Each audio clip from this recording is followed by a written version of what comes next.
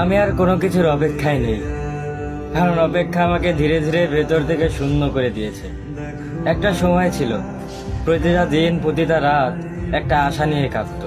মনে হতো হয়তো আজ বা কাল সবকিছু ঠিক হয়ে যাবে, কিন্তু দিন কেটে গেছে, সময় বদলেছে, শুধু আমার সেই অপেক্ষাটাই একই জায়গায় দাঁড়িয়ে থেকেছে।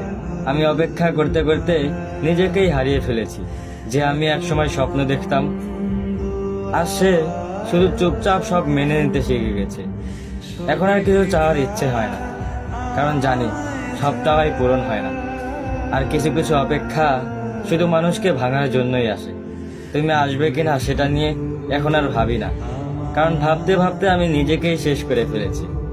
এখন আমি শুধু বেঁচে আছি, কোনো প্রত্যাশা ছাড়া, কোনো স্বপ্ন ছাড়া, একটা নিঃশব্দ শূন্যতা নিয়ে। হয়তো এটাই ভালো, কারণ যখন কিছুই আশা করা হয় না, তখন আর কিছু হারানোর ভয়ও থাকে না। তবুও মাঝে মাঝে মনে হয় এই শূন্যতার ভেতরেও কোথাও না কোথাও একটা জায়গা আছে, যেখানে এখনো তোমার জন্য একটু অপেক্ষা বেঁচে আছে।